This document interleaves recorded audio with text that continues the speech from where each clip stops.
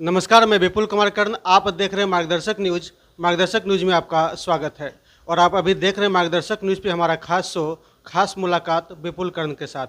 और आज हमारे साथ जो गेस्ट मौजूद हैं, ये काफ़ी लंबे समय से समाज सेवा के क्षेत्र में बने हुए हैं और इंडिया गठबंधन से भी जुड़े हुए हैं। और आपको बता दें कि इंडिया गठबंधन के अररिया जिले के सिकटी विधानसभा से ये संभावी प्रत्याशी भी हैं। तो हमारे साथ अभी जुड़े हुए हैं मनोज झा जी। सबसे पहले सर, आपका स्वागत है हमारे चैनल पे। आपका भी स्वागत है, बहुत बहुत धन्यवाद। तो सबसे पहले सर, हम अपने चैनल के माध्यम से आपसे यह जानना चाहेंगे कि आप जो है समाज सेवा के क्षेत्र में कैसे आए, राजनीति में कैसे आए? देखिए, समाज सेवा तो हमको अपने पिताजी से मिला है।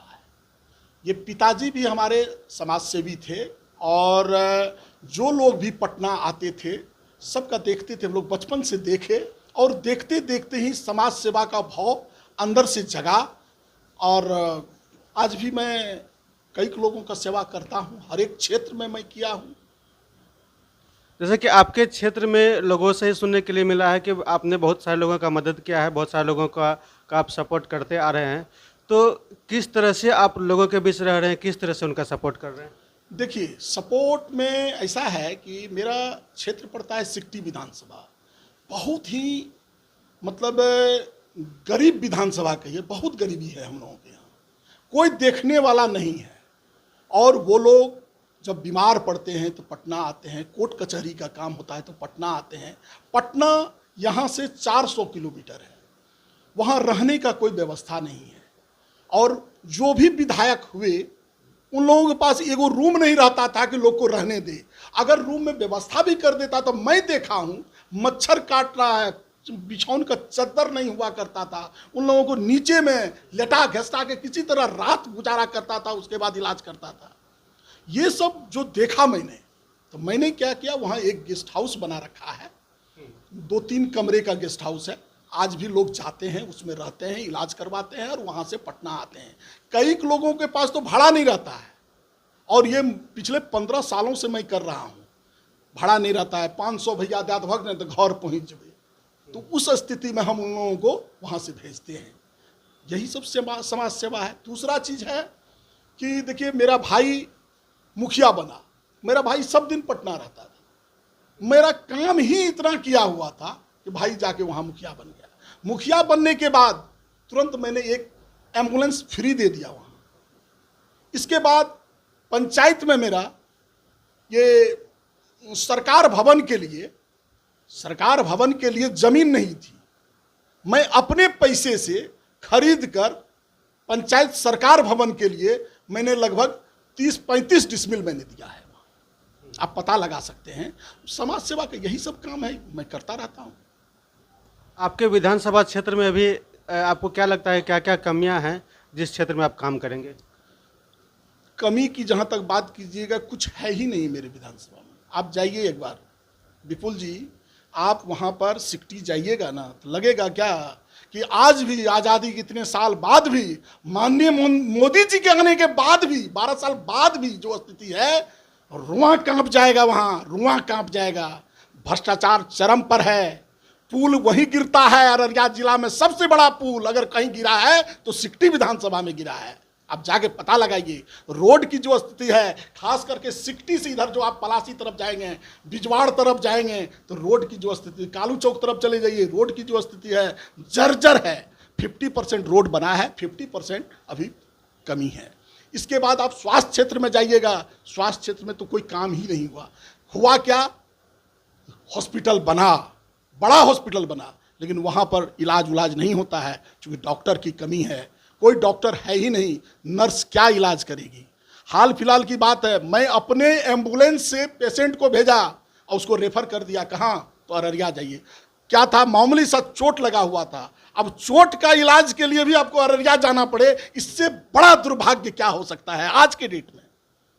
आज के डेट में इससे बड़ा दुर्भाग्य क्या हो सकता है? जो आज के डेट में आप बताइए, एयरपोर्ट का उद्घाटन हो रहा है, लेकिन हम लोगों के विधानसभा में क्या स्थिति है, जाके देखिए। आपके विधानसभा से तो बिहार सरकार में मंत्री भी है, फिर वहाँ पे विकास क्यों नहीं हो सका? इसलिए नहीं हो सका, उसका मेन कारण है कि हमारे यहाँ जो हम देख रहे हैं, सिर्फ मोदी जी के नाम पर वोट देना है। मोदी जी के नाम पर लोग वोट ले लेते हैं, उसके बाद कुछ भी करने की जरूरत नहीं। आज भी लोग कह रहा है दूर क्या कोई आएगा क्या कर लेगा, मोदी जी के नाम पर हम लोगों को वोट मिलेगा, 4 किलो अनाज देगा, उसी में हो जाएगा वोट, ये हो जाएगा वो हो जाएगा, ये सब करता है। इसीलिए विकास नहीं हुआ है। जब तक लोग बदलेंगे नहीं तब तक विकास नहीं हो सकता है। लोगों का यह कहना है कि जात पात के नाम पर भी वहाँ पे वोटिंग होता है। वहाँ पर है क्या लगभग सब जगह हो रहा है, लेकिन आपके विधानसभा क्षेत्र में मुख्य रूप से जात पात के नाम पर भी वोटिंग होता है, तो इस पे आप क्या कहेंगे? ऐसा कुछ नहीं है। जात पात के नाम पर इसलिए लोग देते आए हैं, उस हिसाब से कैंडिडेट नहीं हो पाया। और मैं बता देना चाहता हूं, कोई काम करने वाला अगर नेता आ जाएगा उसके विकल्प में, तो निश्चित रूप से किला को तोड़ देगा उनका।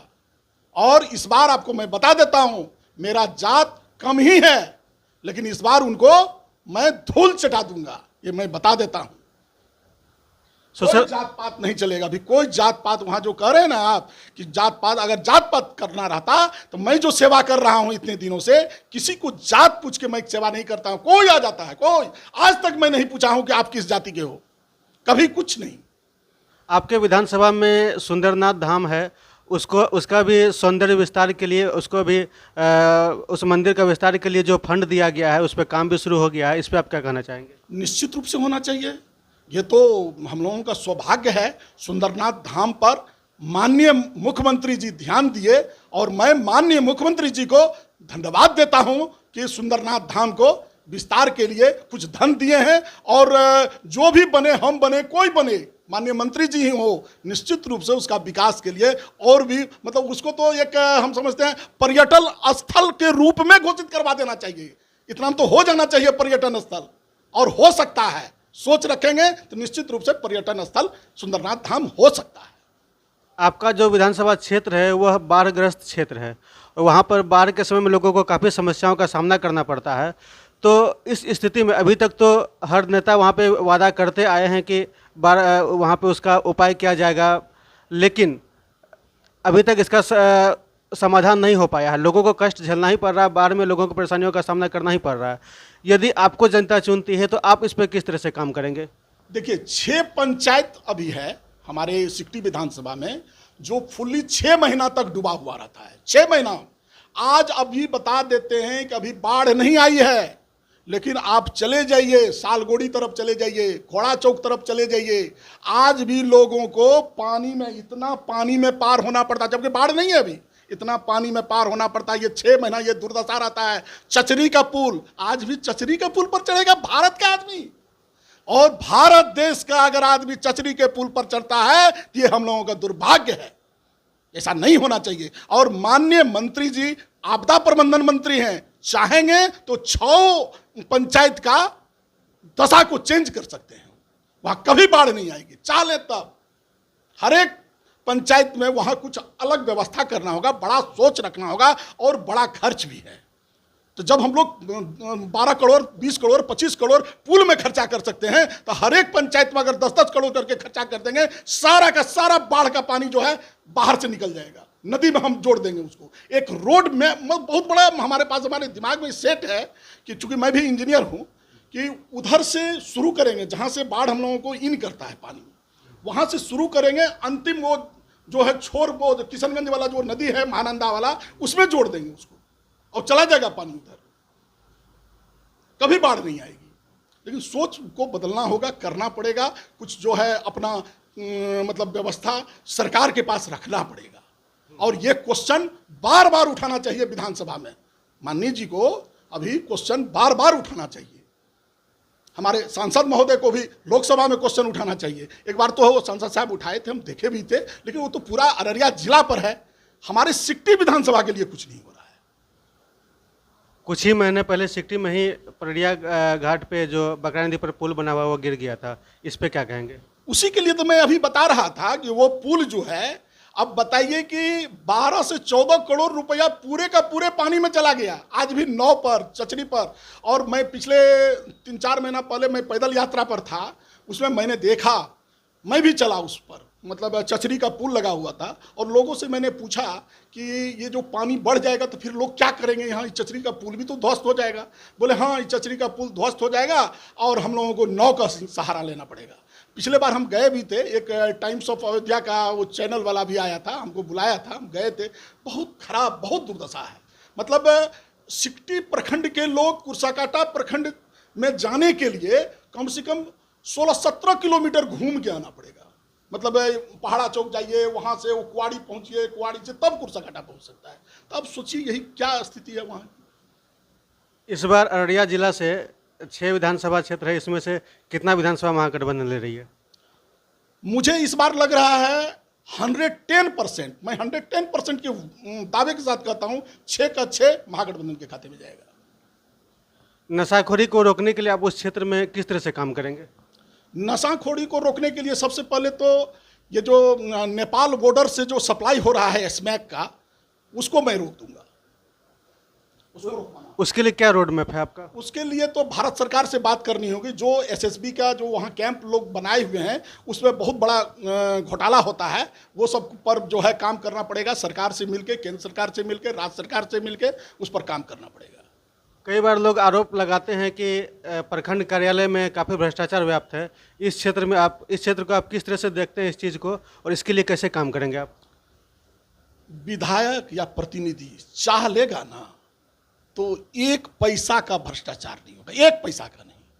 और मैं बता देता हूं, जिस दिन मैं बनूंगा, हिम्मत नहीं होगा कि बीडीओ को, सीओ को, थानेदार को कि वहां घूस ले लेगा। अगर घूस ले लेगा तो वहीं मैं अनशन पर बैठ जाऊंगा। और बता देता हूं, एक एक पब्लिक खुश रहेंगे हमसे, और खुश नहीं रहेंगे तो मैं त्याग पत्र देके चला जाऊंगा फिर पटना। एक चैलेंज है मेरा। आपके विधानसभा क्षेत्र में सड़कों की स्थिति सुधारने के लिए आप कैसे काम करेंगे? सड़कों की स्थिति सुधारने के लिए बहुत बड़ा काम करने की जरूरत नहीं है, योजना है। योजना में हम प्रपोजल डालेंगे और एक एक रोड को कंप्लीट कराते चले जाएंगे। उसमें बहुत बड़ा दिमाग लगाने की जरूरत नहीं है। कोई भी विधायक होगा, हम हो, कोई हो, योजना में डालिए और काम होगा आपका। कई बार जनता बोलती है क्या कि हर बार जो नेता हैं वो इस तरह का वादा करते हैं लेकिन उस पर काम नहीं कर पाते हैं, तो आप इसको किस तरीके से लेते हैं? इसीलिए तो बदलना है। एक डॉक्टर से इलाज जब नहीं होगा ना आपका, तो डॉक्टर चेंज करते हैं कि नहीं? मान लीजिए कि मेरा पेट में दर्द हो गया और बार बार एक ही डॉक्टर के पास जा रहे हैं, दर्द हमारा ठीक ही नहीं हो रहा है, तो बदलिए उसको ना, दूसरे डॉक्टर को जाइए। वो डॉक्टर भी काम नहीं करेगा, दूसरा डॉक्टर तो करेगा 5 साल पर, फिर उसको लात मार के भगाइए ना। ये क्यों नहीं करते हैं आप? एक ही आदमी को जब ये कीजिएगा, एक ही डॉक्टर से इलाज कराइएगा, तो वो नहीं होने वाला, आपका बीमारी ठीक नहीं होगा। गरीबी और बेरोजगारी को दूर करने के लिए आपके विधानसभा के, जैसे यदि आपका महागठबंधन का सरकार बनता है तो आप लोग राज्य में किस तरह से काम करेंगे? और खास करके जो आपका जो विधानसभा क्षेत्र है, उस एरिया से भी बहुत सारे लोग हैं जो कि बहुत सारे मजदूर हैं जो बाहर जा कर के काम करते हैं, बहुत सारे पढ़े लिखे युवा भी बाहर जा कर के दूसरे राज्यों में जा कर के काम करते हैं। आप इस क्षेत्र में, आपकी सरकार और आप दोनों इस क्षेत्र में कैसे काम करेंगे? देखिए, पलायन को रोकने के लिए सीधा है, आपको रोजगार सृजन करना होगा। इसका कोई दूसरा उपाय नहीं है। रोजगार अगर सृजन कर दीजिएगा आप, तो अपने आप पलायन घट जाएगा। जब पलायन घटेगा, रोजगार सृजन होगा, तो धीरे धीरे वो रोजगार और रफ्तार पकड़ता है। रफ्तार पकड़ता है, वो समय लगता है, उसमें 2-4-5 साल लगेगा। और 5 साल में मैं गारंटी देता हूं, अगर सरकार बन गई महागठबंधन की, तो 5 साल में हम समझते हैं 70 से 75% पलायन रुक जाएगा यहाँ। और अभी जो जीविका के माध्यम से जो मुख्यमंत्री नीतीश कुमार है, बिहार का जो वर्तमान सरकार है, इनके द्वारा जो 2 लाख का जो सहायता राशि दिया जा रहा है बिजनेस को बढ़ाने के लिए, और 10,000 रुपये दिया भी जा रहा है, इस योजना को आप किस तरह से देखते हैं? बिल्कुल घटिया योजना है ये, और 2 लाख रुपया मिलने वाला किसी को नहीं है। 5 लाख तो पहले मोदी जी दे रहे थे, माननीय प्रधानमंत्री जी। कितने लोगों को 15 लाख मिला? 15 लाख, सॉरी 5 लाख नहीं, 15 लाख का अंदाज घोषणा हुआ था। कितने लोगों को मिला? 2 लाख जिस दिन मिल जाएगा ना विपुल जी, उस दिन बात कीजिएगा, उस पर जवाब मैं दूंगा। इसको आप, ये चुनाव के समय में ये लाया गया है, इसको आप किस तरीके से देख रहे हैं? बस चुनावी घोषणा है। चुनावी घोषणा क्या होता है आप जानिए रहे, जुमलेबाजी वाला जो घोषणा होता है वही जुमलेबाजी वाला घोषणा है कि मुझे तुम वोट दो, मैं मोतिहारी चीनी मिल चालू करके इसका चीनी का चाय पीऊंगा, वही वाला घोषणा है यहाँ भी। और कहा गया है कि जीविका जो है इसका बिहार सरकार का, खास करके जदयू का नीतीश कुमार का, ये मजबूत पक्ष रहा है। इसको आप किस नज़रिए से देखते हैं? आप किस आधार पर कह रहे हैं मजबूत पक्ष रहा है? आपको पता है 2020 में मात्र 12,000 वोट से सरकार बनी थी। 12,000 अधिक वोट पूरे बिहार में। आप किसी से पता लगा लीजिए, आपको भी पता होगा ये चीज। मात्र 12। अगर बहुत ज्यादा कारगर है तो 12,000 से काहे बनाए अब सरकार? घट के 43 पर आप आ गए, क्यों आ गए? ये सब भी सोचिए कि क्या है। आप 2005 में कहां थे? 2005 से 10 क्या थे आप? एक शेर थे आप, कहां चले गए? 2010 से 15 भी आप ठीक थे, 15 से 20 आपका क्या दुर्दशा हुआ? 20 से 25 में क्या दुर्दशा हुआ? अगर कर रहे हैं तो निश्चित रूप से आपकी जीत होगी, आपकी सरकार बनेगी। यदि जनता आपको चुनती है तो आपके विधानसभा के लिए, विधानसभा क्षेत्र के लिए आपका क्या रोड मैप है कि आप किस तरह से काम करेंगे, चाहे वह सड़क की स्थिति में हो, बाढ़ की स्थिति में हो, या फिर बेरोजगारी की स्थिति में हो, गरीबी की स्थिति में हो? इन सब क्षेत्र में आप किस तरह से काम करेंगे, किस तरह की योजना आप तैयार कर रहे हैं? मेरा तो एक बिल्कुल अलग सोच है। मैं चूंकि इंजीनियर हूँ, अलग सोच है कि ये सबको दूर करने के लिए, जैसे बेरोजगारी को दूर करने के लिए छोटा छोटा लघु उद्योग से स्टार्ट कीजिए। आप हर एक पंचायत में कुछ छोटा छोटा उद्योग डालिए, उससे आपको बेरोजगारी दूर होगा। इसके अलावे आप हॉस्पिटल जो 3 गो है वहाँ पर तो डॉक्टर के बहाली इमीडिएट कराइए। 2, 3, 4 डॉक्टर हर एक हॉस्पिटल में होना चाहिए। इसके अलावे मेरे जो दिमाग में है, एक बड़ा हॉस्पिटल होना चाहिए। बड़ा हॉस्पिटल इट मीन्स पटना में जैसे आप बड़ा हॉस्पिटल बनाए हुए हैं, उस टाइप का एक हॉस्पिटल है मेरे दिमाग में। बन अगर जाए, चाहे वो सरकारी बने चाहे प्राइवेट बने, अगर बन जाता है तो लोगों को पटना ना जाना पड़े।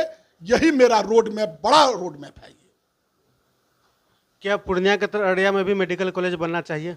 बिल्कुल बनना चाहिए। और सुनते हैं घोषणा भी हुआ है, कोदरकट्टी तरफ में हुआ है, वो भी बिल्कुल गलत हो गया। एकदम पूर्णिया के सटा के बना दिया। जब पूर्णिया में था ही, इधर बनाना चाहिए। ये फारबिसगंज एरिया में कहीं भी देना चाहिए था। ये हम सुनने में आया है मेडिकल कॉलेज हो रहा है, हो रहा है। ये जो काम अच्छा हो उसका तारीफ करना चाहिए, मैं भी तारीफ करता हूँ। पूर्णिया में तो एयरपोर्ट बनकर तैयार हो गया है और फारबिसगंज में भी है। इसका क्या तैयारी? यदि आपकी सरकार बनती है तो इस क्षेत्र में आप किस तरह से काम करेंगे?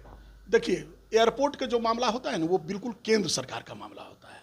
और पूर्णिया में जो बना है, मैं धन्यवाद देता हूँ मोदी जी को। ये बढ़िया काम किए हैं, पद पर रहे, इसका कम से कम हम लोगों को लाभ दिए। ठीक है, 12 साल में ही हुआ, लेकिन आज़ादी के बाद पहली बार हम लोग पूर्णिया से उड़ान भरेंगे, ये कम बड़ी बात नहीं है।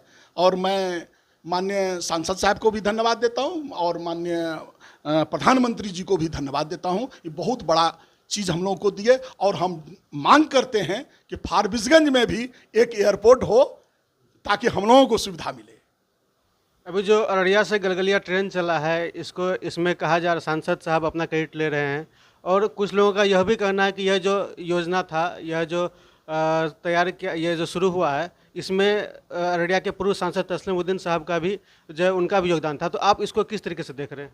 उनका भी योगदान था ये नहीं कहिए, उन्हीं का योगदान था। आपको मैं बता दूं, जब रेल मंत्री थे लालू जी, उस समय प्रस्ताव बनवाए थे तस्लीम साहब, और तस्लीम साहब का ये प्रस्ताव बनवाया हुआ है। और ये बात भी तो आप भी जानते हैं, जग जाहिर है, जो पद पर रहते हैं क्रेडिट उन्हीं को मिलता है। तो माननीय सांसद साहब को ये क्रेडिट मिला, लेकिन ये योजना एक्चुअली मरहूम तस्लीम साहब का था। और मैं उनको सलाम करता हूं और धन्यवाद देता हूं। महिला सशक्तिकरण और महिलाओं की सुरक्षा के लिए आप उस क्षेत्र में किस तरह से काम करेंगे? महिला सशक्तिकरण का तो जहां तक मामला है, अब तो देख रहे हैं बिहार सरकार का जो आरक्षण नीति है महिला पर, बढ़िया नीति है। और इसको हम लोग और सुदृढ़ करेंगे कि ताकि महिला को कहीं कोई दिक्कत ना हो। और महिला के लिए हम लोगों को बहुत सारा योजना हम लोगों के यहाँ है। आज तो अभी जो हमारे तेजस्वी जी का जो घोषणा पत्र है, या महागठबंधन का जो घोषणा पत्र है, उसमें भी देखे होंगे, हर एक माई बहन योजना में 2500 रुपया हर एक महिला को दिया जाएगा। यहाँ से हम लोग स्टार्ट करेंगे और आगे उद्योग धंधा जो भी करना चाहे महिला, उन लोगों के लिए भी प्लानिंग हो रहा है, ये सब होगा। 125 यूनिट बिजली फ्री दिया जा रहा है, इस पे क्या कहेंगे? अब बताइए 125 यूनिट अभी क्यों देना पड़ गया? पहले भी दे सकते थे।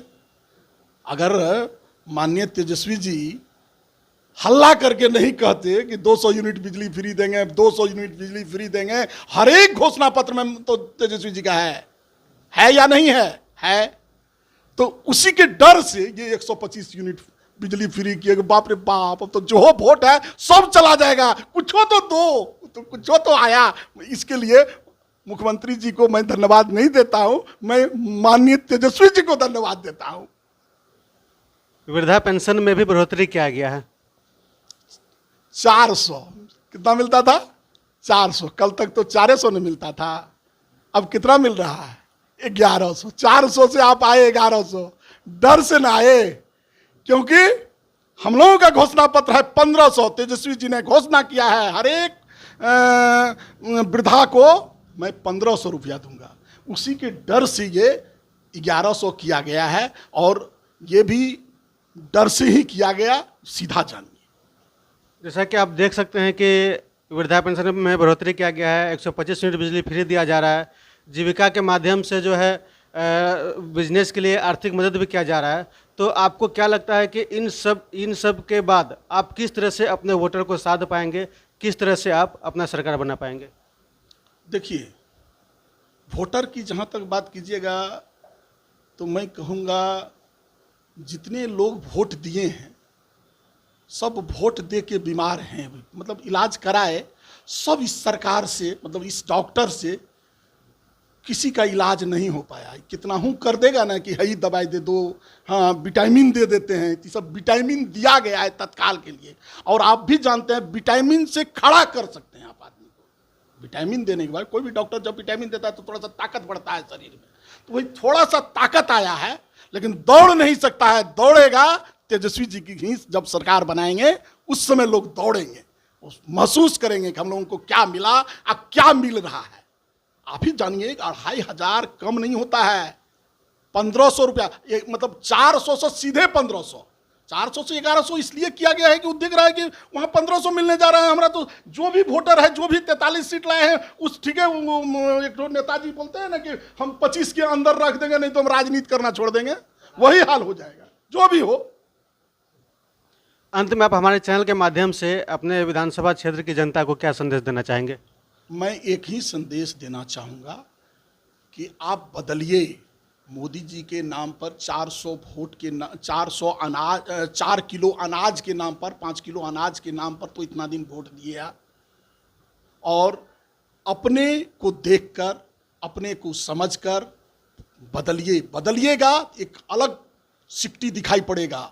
और मैं वादा करता हूँ वहाँ के जनता मालिकों से कि आप जिस दिन हमारे कंधे पर दे दीजिएगा भार, तो एक नया सिक्टी मैं बना के दिखाऊंगा। इसलिए मैं संकल्प लिया हूं सिक्टी का। हमारे हर एक गाड़ी में, हर एक जगह लिखा हुआ रहता है संकल्प सिक्टी। संकल्प है मेरा, सिक्टी को मैं परिवर्तन करके रखूंगा। बहुत बहुत धन्यवाद मनोज जी, हमारे साथ समय देने के लिए। आपका भी धन्यवाद, बहुत बहुत धन्यवाद। तो आपने अभी देखा कि हमारे साथ सिकटी विधानसभा क्षेत्र के महागठबंधन के भावी प्रत्याशी मनोज झा जी मौजूद थे। इनसे सवाल जवाब हुआ, इनसे सिकटी विधानसभा क्षेत्र के विकास के बारे में बात हुआ, इन्होंने अपना समय दिया। इसी तरह से आप हमारे प्रत्येक वीडियो को देखते रहने के लिए, अपने आसपास और देश दुनिया की प्रत्येक खबरों को देखते रहने के लिए देखते रहें मार्गदर्शक न्यूज़। और हमारे मार्गदर्शक न्यूज़ को देखने के लिए प्ले स्टोर पर जाकर डाउनलोड करें Vidzone app, Vidzone digital TV app. Play store पर सर्च करें VIDZONE, विडजोन सर्च कर Vidzone digital TV app download करें और वहां से आप मार्गदर्शक न्यूज़ के प्रत्येक वीडियो को देख सकते हैं। अपने आसपास और देश दुनिया की प्रत्येक खबर को देख सकते हैं। और सिर्फ न्यूज़ ही नहीं, न्यूज़ के साथ साथ आप मनोरंजन की और भी वीडियो वहां अपलोड रहती है। मूवी हो गया, कार्टून वीडियो हो गया, बच्चों के शिक्षा से संबंधित वीडियो हो गया, बहुत सारी चीज़ वहाँ पे उपलब्ध रहता है। तो आप विडजोन डिजिटल टीवी ऐप जरूर डाउनलोड कर लें। धन्यवाद।